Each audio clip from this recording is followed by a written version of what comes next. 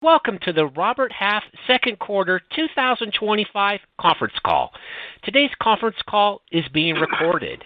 If you'd like to ask a question during the Q&A portion of the call, please press star and the number 1 on your telephone keypad. Our hosts for today's call are Mr. Keith Waddell, President and Chief Executive Officer of Robert Half, and Mr. Michael Buckley, Chief Financial Officer. Mr. Waddell, you may begin. Hello, everyone. We appreciate your time today. Before we get started, I'd like to remind you that the comments made on today's call contain forward-looking statements, including predictions and estimates about our future performance. These statements represent our current judgment of what the future holds. However, they're subject to the risks and uncertainties that could cause actual results to differ materially from the forward-looking statements.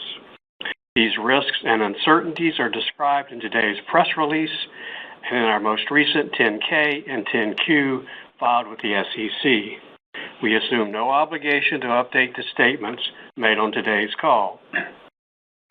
During this presentation, we may mention some non-GAAP financial measures and reference these figures as adjusted. Specifically, we present adjusted revenue growth rates, which remove the impacts on reported revenues from the changes in the number of billing days and foreign currency exchange rates. Additionally, we present adjusted gross margin, adjusted selling, general and administrative expenses, and adjusted operating income by combining the gains and losses on investments held to fund the company's obligations under employee deferred compensation plans with the changes in the underlying deferred compensation obligations.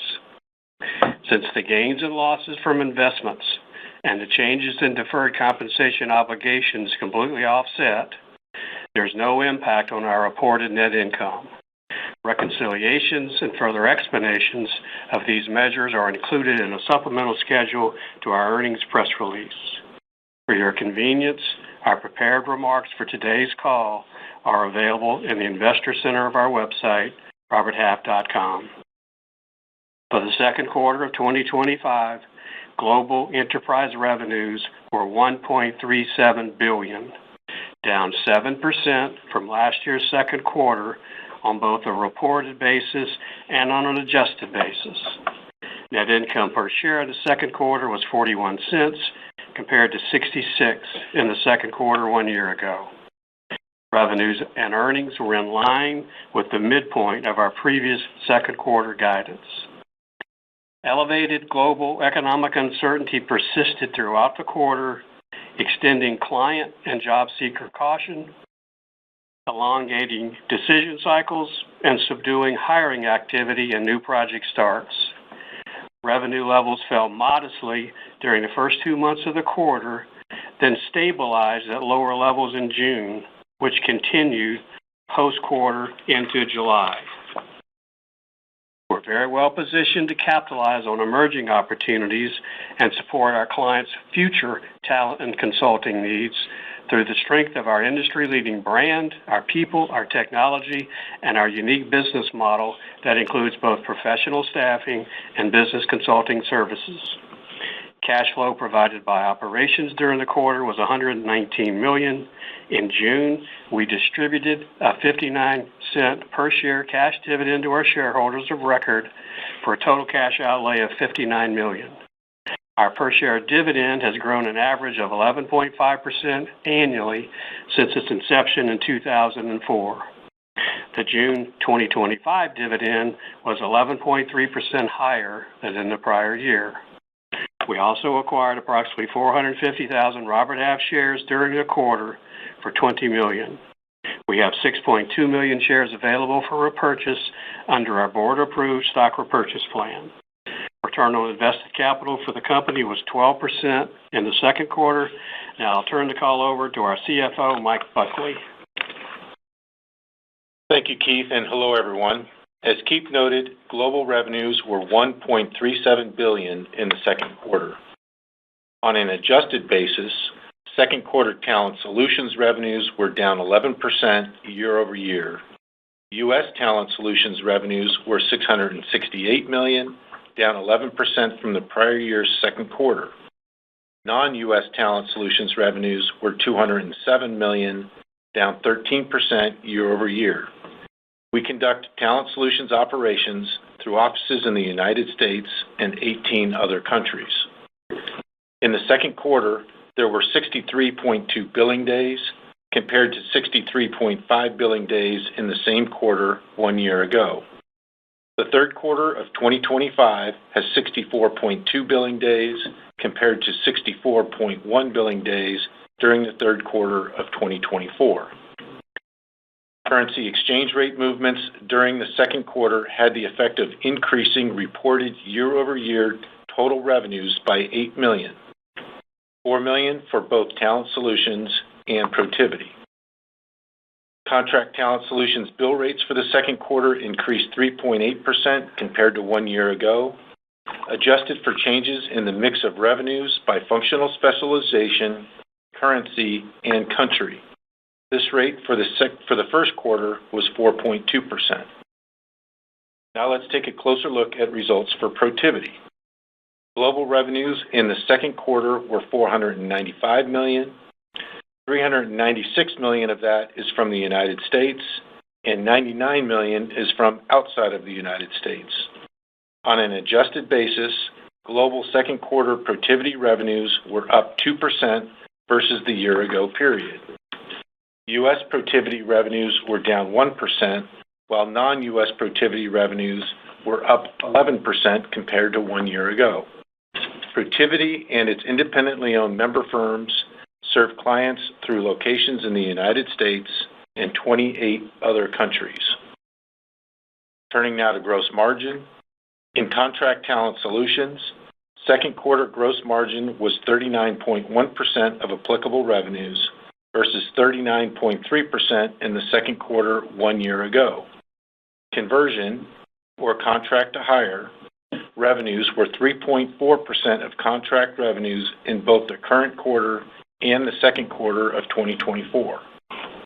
Our permanent placement revenues were 13.1% of consolidated Talent Solutions revenues in the current quarter and 13.3% in the second quarter of 2024. When compared with Contract Talent Solutions gross margin, overall gross margin for Talent Solutions was 47.1% compared to 47.4% of applicable revenues in the second quarter 1 year ago. For Protiviti, gross margin was 19.7% of Protiviti revenues in the second quarter and 22.5% in the second quarter 1 year ago. Adjusted gross margin for Protiviti was 22.3% for the quarter just ended compared to 23.2% last year. Enterprise SG&A costs were 37.1% of global revenues in the second quarter compared to 34% in the same quarter 1 year ago. Adjusted SG&A costs were 33.8% for the quarter just ended compared to 33.2% a year ago. Talent Solutions SG&A costs were 49.2% of Talent Solutions revenues in the second quarter versus 43.1% in the second quarter of 2024. Adjusted Talent Solutions SG&A costs were 44.1% for the quarter just ended compared to 41.9% last year. Second quarter SG&A costs for Protiviti were 15.7% of Protiviti revenues compared to 15.6% of revenues for the same quarter 1 year ago. Operating income for the quarter was $2 million. Adjusted operating income was $59 million in the second quarter, or 4.3% of revenue. Second quarter adjusted operating income for our Talent Solutions divisions was $27 million, or 3.1% of revenue. Adjusted operating income for Protiviti in the second quarter was $32 million, or 6.6% of revenue. Income from investments held in employee deferred compensation trusts. Our second quarter income statement includes a $58 million gain from investments held in employee deferred compensation trusts. This is completely offset by an equal amount of higher employee deferred compensation costs, which are reflected in SG&A expenses and direct costs. As such, it has no effect on our reported net income. Our second quarter tax rate was 33% compared to 29% 1 year ago. The higher tax rate in the current quarter is due to the increased impact of non-deductible expenses relative to lower pre-tax income. At the end of the second quarter, accounts receivable were $827 million, and implied days sales outstanding, or DSO, was 54.4 days.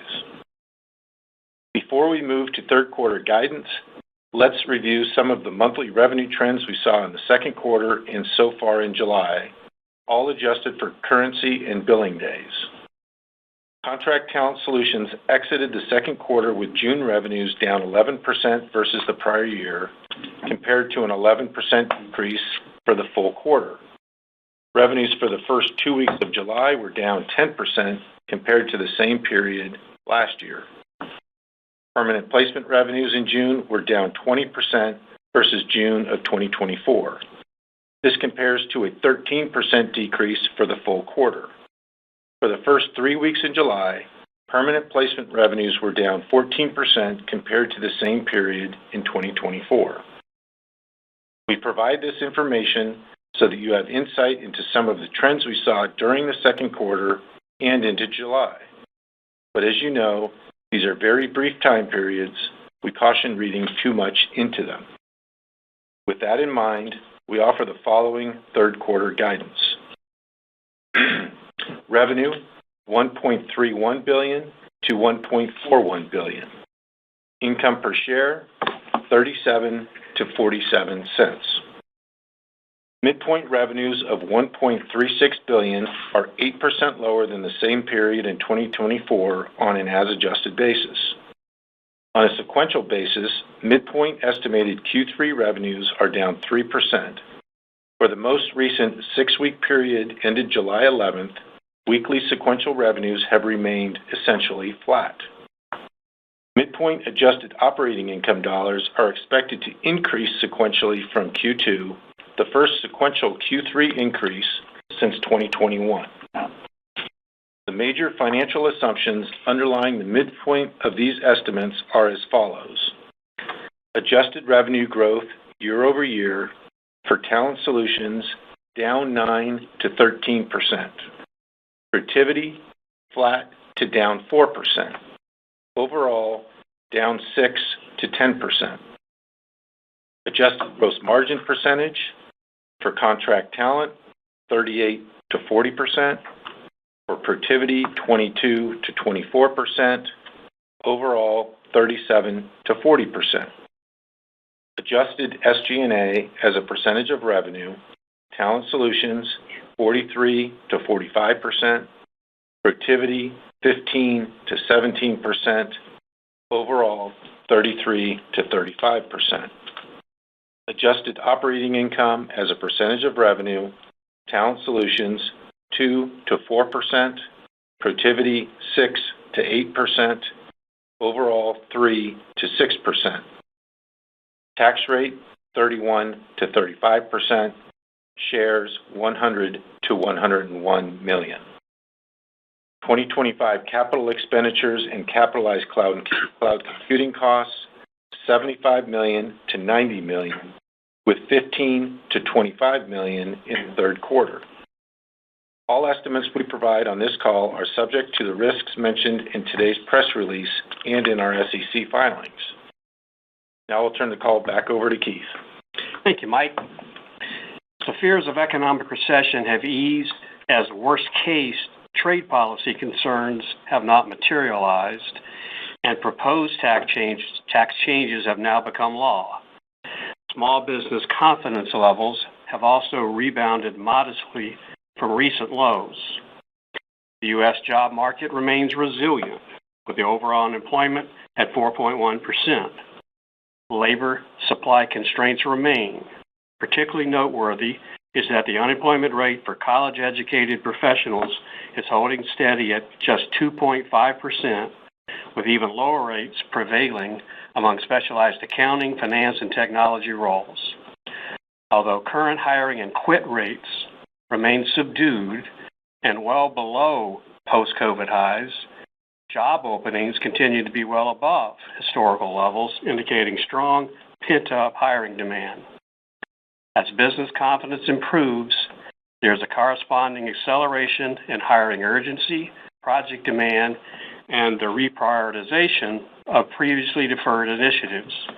This natural progression typically places increased demands on client resources that are already operating at or near capacity, creating the hiring and consulting environment that has historically driven substantial growth for our business during the early phases of economic expansion cycles.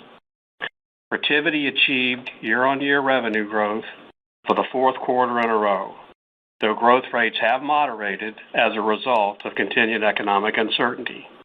This has extended conversion timelines from opportunity identification to project start and reduced average project size. Despite the lengthening cycles, Protiviti's prospects, including the quality and diversity of its pipeline, remain very strong across all of its major solution areas. The strategic integration of contract professionals sourced through our Talent Solutions divisions remains a powerful driver of Protiviti's performance, reinforcing our distinctive enterprise-wide competitive advantage. We remain committed to our time-tested corporate purpose to connect people to meaningful and exciting work and provide clients with the talent and consulting expertise they need to confidently compete and grow. We like to thank our employees, who are our greatest asset and what differentiates us in the marketplace, for the significant company recognition we received in the second quarter. We are proud to have ranked number 1 on Forbes' list of America's Best Professional Recruiting Firms.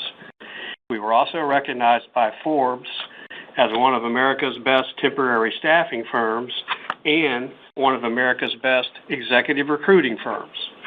This is a credit to all of our employees and their incredible drive to deliver outstanding service to our clients and our candidates. Now, Mike and I would be happy to answer your questions. Please ask just one question and a single follow-up is needed. If there's time, we'll come back to you for additional questions. Thank you. At this time, if you'd like to ask a question, please press star 1 on your touch-tone telephone. If you're joining us today using a speakerphone, please make sure your mute function is turned off to allow your signal to reach our equipment. If you would like to withdraw your question, please press star 2 on your touch-tone telephone. And your first question will come from the line of Andrew Steinerman with J.P. Morgan. Hi. This might be not as timely. It's kind of a long-term trend question. I was curious about the bill rate increases, the 3.8% year over year that is adjusted for mix. I know it's adjusted for other things like FX as well. But what I'm curious about is if you didn't adjust for mix, how much is bill rates up? And I really am asking because I feel like there's been kind of a long-term move up the skill sets over many years that sort of like is underappreciated when you just give the mix adjusted number. Right. And so since mix positively impacts bill rate increases for reasons you just mentioned, unadjusted, they'd be higher. And so that's been a progression that's been in place for years and one we're happy to have continue into the future. But could you just give us a sense of how much your bill rates have increased because of mix shifts over the years? It's not unusual for it to be 100 to 200 basis points difference. I don't remember the numbers right off the top of my head, but clearly it's part of our story. Okay, I appreciate that, Keith. Thank you. And the next question will come from Mark Marcon with Baird. Hey, good afternoon, Keith and Michael. Wondering about Protiviti. you did mention, that there's an extension in terms of conversion timelines, and that the project, in terms of the project starts, and that there's reduced average project size. Could you dimensionalize that a little bit more? Obviously we're going up against a tougher comp here in the third quarter than we had in the second quarter. So you're basically projecting to, a year-over-year revenue decline in Protiviti. And I'm wondering, how much of that seems like it's a temporary function, or how long-lasting do you think that trend could end up being? Well, first of all, it's a slight year-on-year decline. Next, I would say that in the third quarter, there's a small number of very large jobs that completed in the second. And given the overall cautious environment, take a little bit of time to replace. And so that, in addition to or as part of the economic environment trend, is impacting quarter three Protiviti revenues.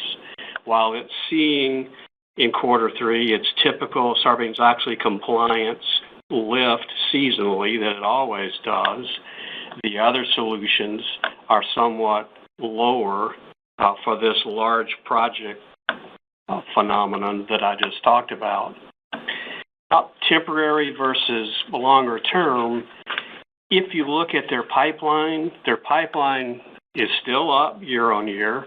And I think the thing that they're most excited about is that their new opportunities in the last 30 days are up substantially. And as you look back over the last year, the increase of that last 30 days is substantially higher, both sequentially and year on year, that they've seen in a long time. So we're very encouraged by that. Should that, just to stay on this, should that translate to, likely growth by the fourth quarter if we have kind of a normal conversion rate?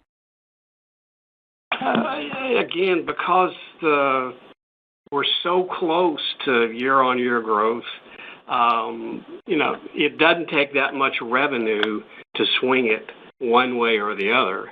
And so clearly, with that kind of opportunity growth, new opportunity growth, by the fourth quarter, there's a reasonable chance that we return to growth again. But again, we're talking really, really small negative and or positive growth rates.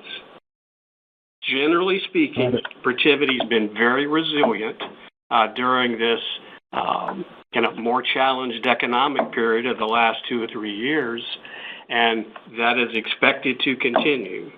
And whether they have negative growth of 2% or positive growth of 2%, it isn't a huge swing. Protiviti's doing very well. Great. And then you mentioned with regards to Talent Solutions, the fears of economic recession have eased, worst case on the trade policy concerns haven't materialized, and we've seen small business confidence rebound. In terms, when we take a look at your Talent Solutions business, we did see a pickup, particularly with regards to technology solutions. I'm just wondering how you're thinking about tech solutions progressing, and should that eventually spill over to, finance and accounting as well? And tech solutions are clearly the strongest part of our practice groups. Tech modernization, ERP upgrades, security, privacy, they're all strong. Much of that relates to AI readiness, if you will, and it's been doing very well for multiple quarters now, and we would expect to see some of that trickle into finance and accounting, particularly at our higher management resource levels. And further, it ties in well with Protiviti's technology consulting group, such that together our higher level finance and accounting consulting solutions our tech solutions, and we've been moving up the skill curve there, and technology at Protiviti, they all fit very well together. Great. Thank you. And your next question will come from the line of Manav Patnaik with Barclays. Hi, how are you? This is Ronan Kennedy. I'm from Manav. Thank you for taking my questions. I just wanted to clarify some of the statements with regards to macro drivers and demands and the trends that you've seen out of June and the first 3 weeks in July. I think you understandably highlighted that elevated global economic uncertainty, consistent with what we're hearing from other companies, but I think they had pointed out to activity slowed once the tariff rhetoric again ramped up approximately a month ago. I think you had indicated revenue levels fell during the first 2 months, then stabilized in June, but perm placement revenues in June were down 20%, and I think they were down in contract as well. Just wondering how that kind of all reconciles and if there's any specific drivers there to be mindful of. Well, part of this is year-on-year versus sequential, and when we're talking current trends, we're talking sequential. And right. So what we said was the first 2 months sequentially we fell modestly, and then sequentially that leveled off. I could also say that for the past few weeks on the talent solution side, particularly, the tone of the conversations we've had with clients has improved, and we feel good about that. But the year-on-year comparisons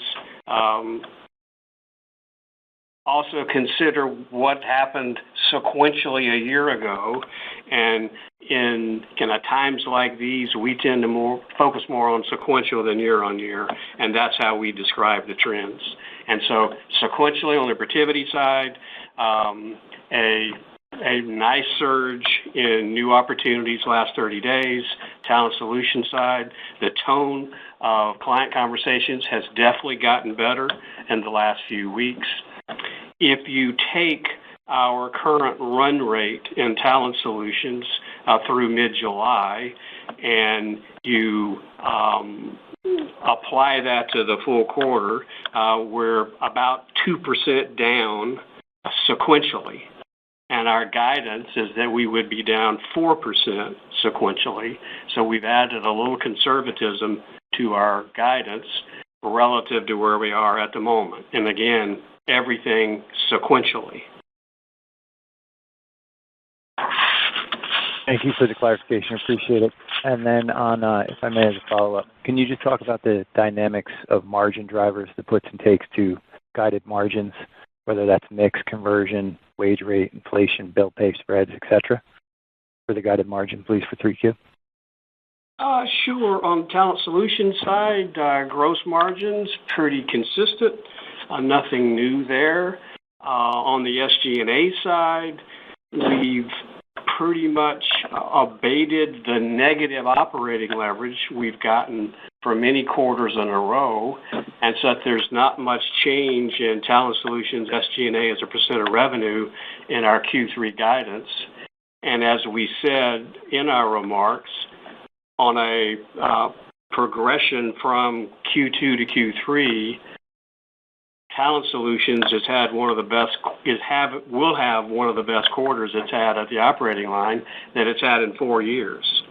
And so we feel good about where we are cost-wise and margin-wise relative to the last 3 or 4 years, frankly, on Talent Solutions.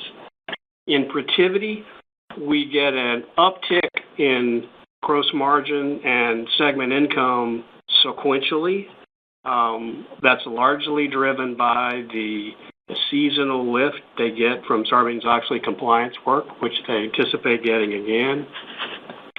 However, because of the completion of those small number of large projects, they're not going to get as much revenue lift as they typically do in the third quarter, and all of that revenue lift is almost completely segment income or margin, and therefore the gross margin and segment margin lift you typically get in the third quarter, they're not going to get as much of this year. Still be up, but won't be up as much as it has been traditionally. And again, it's principally related to those handful of large projects that they're having to redeploy for.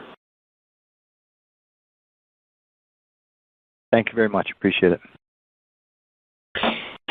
And the next question comes from Trevor Romeo with William Blair. Hey, good afternoon, Keith and Mike. Thanks for taking the questions.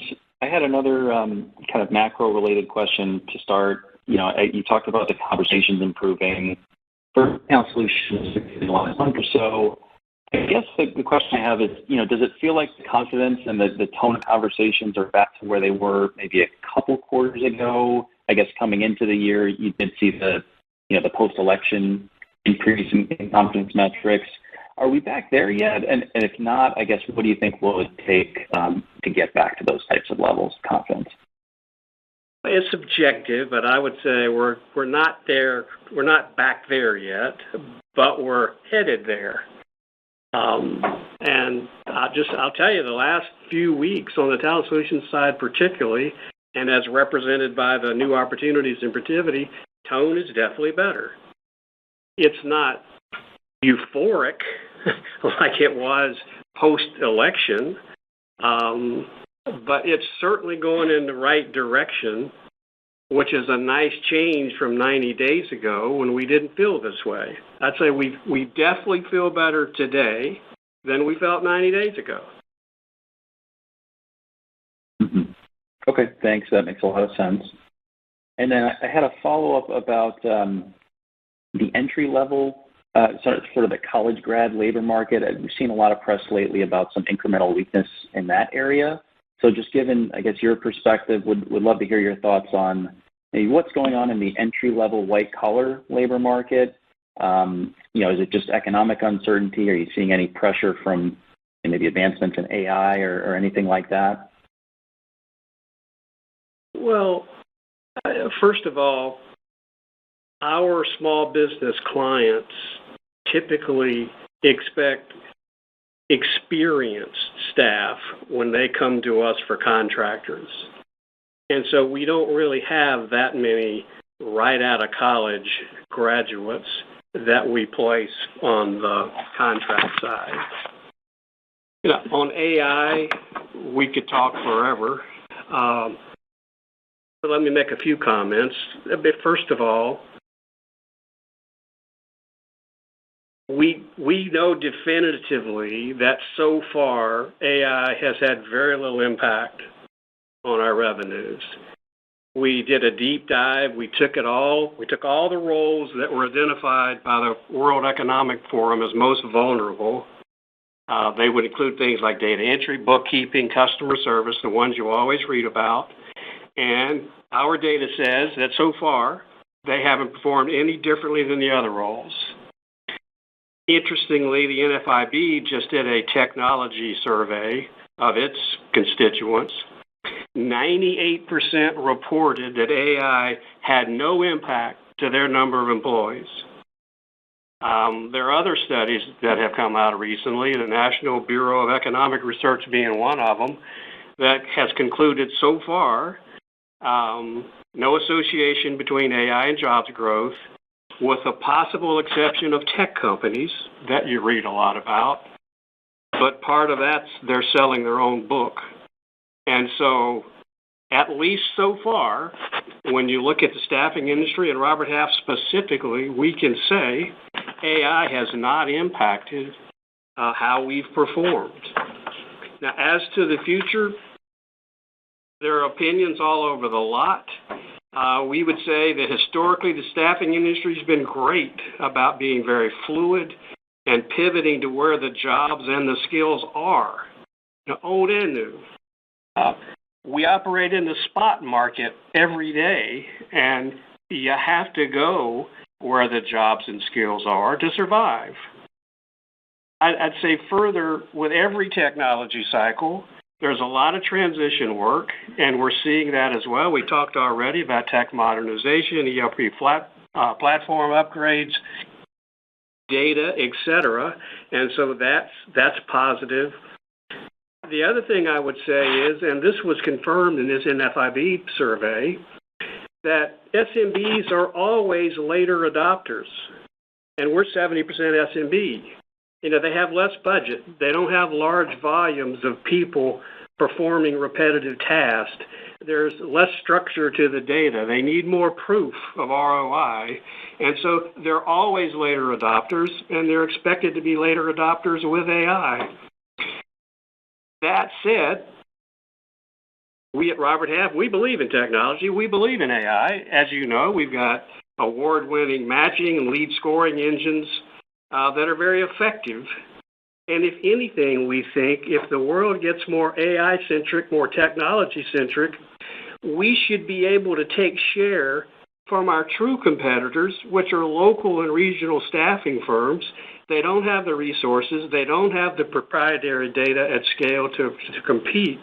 And so whatever you think about AI, we think an offset to what some believe will be a net negative was the fact that we'll take more share because we're much more prepared to take advantage of, which we've already shown, relative to our small and regional competitors. Okay, thanks a lot. I appreciate it. And you'll take a question from Toby Summer with Truist. Thank you.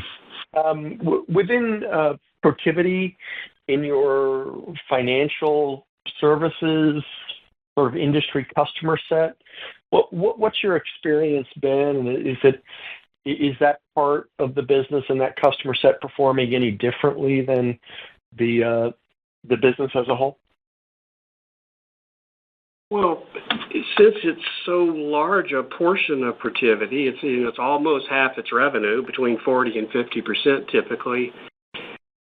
You can almost correctly assume that any Protiviti trend is going to be true of its financial services client base. And in this case, that would be true again. And those large projects that completed, FSI is represented there, and so that impacts their particularly their Q3 forecast for their revenues. So FSI definitely very cost conscious, very selective. The decision cycle has been extended. Everything we've said would definitely include FSI clients. And what's the internal posture at the company as far as adding internal resources versus, sort of being in the restraining and the cutting of internal resources? You say you feel better than you did 90 days ago, so how is that reflected in your decision-making there? Well, because we think we have unused capacity, which we've talked about for some time. We've held on to more of our recruiters and salespeople than revenues would dictate. We think we have a nice buffer and that we can participate strongly in the upcycle without adding to current heads. So at the moment, while we always performance manage on an individual basis, other than that, we're holding the line. And we think we have adequate staff to participate, and the fact that we're getting some productivity gains from some of these digital initiatives we have, including the lead scoring, we feel even more confident that we have the capacity we'll need to participate nicely. Thank you, Keith. And our next question comes from Stephanie Moore with Jefferies. Hi, good afternoon. Thank you. I wanted to you talked about this a little bit. You talked about investments that you've been making in AI, in particular in other investments, and maybe your positioning versus your smaller competitors when we eventually get out of this very sluggish environment. So could you talk a little bit about how you think you're positioned to win and take share, when we do eventually get out of this, pretty sluggish environment? And maybe asked another way, given how prolonged the sluggish environment is in, do you think that actually puts you in a better position for maybe smaller players that have just struggled to compete and might not have the resources available to take advantage of this recovery? Thank you. Well, as I said, for technology reasons alone, I think we'll be better positioned to take share, in part because at the end of the day, what clients can't care about is the quality of your candidates, and we can present better candidates because of our AI. By the same token, what candidates care about is the quality of your jobs, and we can present better jobs, more relevant jobs to candidates because of the power of AI, neither of which our local and regional competitors can do as well as we can do. And so I feel great in that way. Further, because we've made this commitment to these full-time engagement professionals, the quality of the talent we can provide, even in a very tight, low unemployment market, I think our clients are going to be very happy with, and we can scale that quickly if need be as well. And so the combination of our technology, our brands, which are better known than our local and regional competitors, the fact that we have this bench of full-time engagement professionals that we're willing to commit even more to, I think just adds.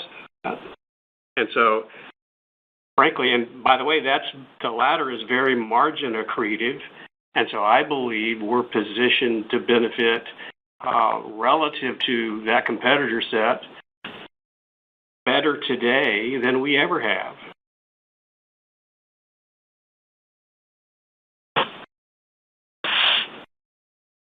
And our next question comes from George Tong with Goldman Sachs. Hi, thanks. Good afternoon. So perm placement revenues during the quarter and the first few weeks of July declined more than temp staffing revenues. Can you talk a bit about what some of the factors are that may be contributing to this?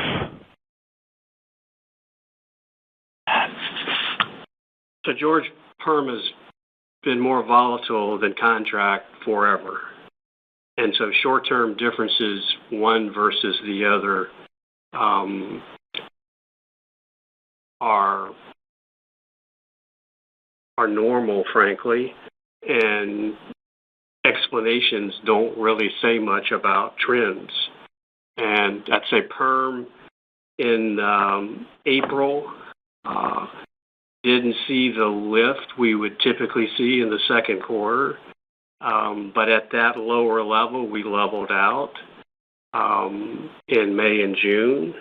And I was talking sequentially again, and so perm's fine. It's more volatile. It's always been more volatile. It always will be more volatile. As we talked even on the last call, we came out the gate hotter there in perm, and when you looked at the full quarter, that wasn't very predictive of even one quarter. And so perm's just more volatile. Got it. That's helpful. And then your admin and customer support business has been declining faster than finance and accounting now for 2 quarters in a row. What may be causing this difference in the rate of decline? There's a fair amount of projects in ACS, and large projects tend to impact that more. The comps have been tougher at times in ACS. But again, they're a couple of percentage points different than finance and accounting. They're not hugely different.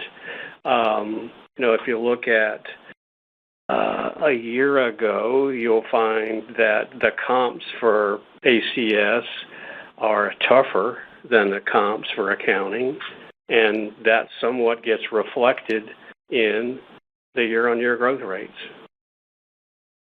I don't think there's a big story there, one way or the other. And by the way, when we did that AI impact study, customer service, administrative staff were definitely included, and they hadn't performed any differently than other roles. Very helpful. Thank you. And moving on to Kartik Mehta with North Coast Research. Keith, I wanted to get your perspective. We've had a couple starts or a couple signs this year where it seemed as though the industry was going to be on a positive trend, and unfortunately, for a variety of reasons, it isn't able to hold the momentum. And I'm wondering if there's anything different you're seeing this time around, especially with some of the sequential growth that you've talked about, that you could point to that might say this is going to last. Well, I think heightened uncertainty is certainly more accepted in the new normal, so I don't think there are as strong of reactions to all the policy changes up and down that seem to happen daily. So it's more settled in that these things are going to happen, and that's the new normal, and deal with it and get on with it. And so I think with time, clients, particularly SMBs, have gotten a little numbed to that, and therefore it would take more to impact their confidence levels than it has in the last few quarters. And then the tax law has now been done, so that's behind us. The tariffs, while not settled, the view is, led today, in fact, by Japan, as you know, that are likely not to be as significant as first feared. Not that it's by any means settled, but it seems to be settling at a lower level. And then just moving on to the Protiviti business, any change in the competitive dynamics in that business, especially as, maybe there's just a couple headwinds here than maybe before? The competition of the Big Four. And if anything, as we've talked about in the recent quarters, that competition, particularly as it relates to price, has stabilized. And so I don't think there's a competitive reason that Protiviti's gone to a small negative year-on-year growth rate.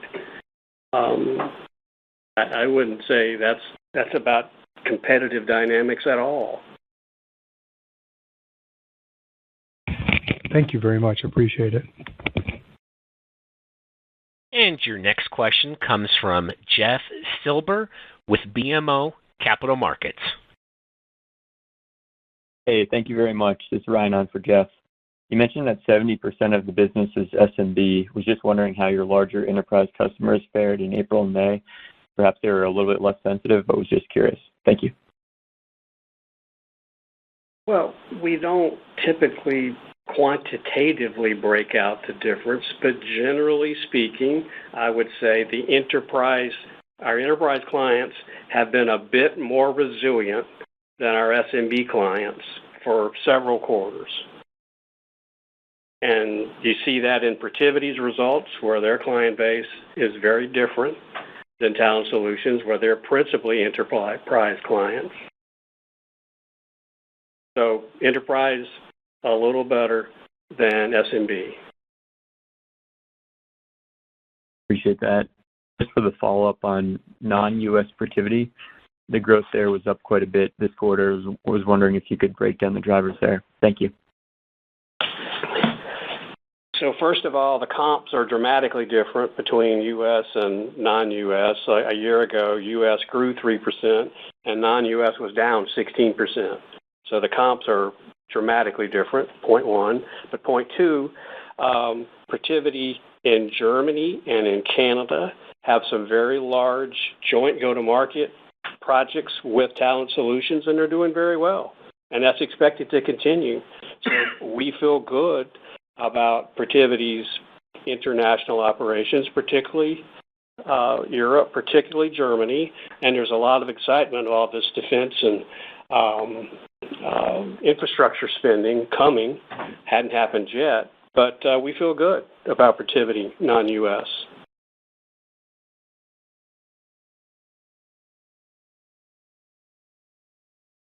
Okay, so that was our last question, so thank you very much for joining us. Thank you. This concludes today's teleconference. If you missed any part of the call, it will be archived in audio format in the Investor Center of Robert Half's website at roberthalf.com. You can also log into the conference call replay. Details are contained in the company's press release issued earlier today.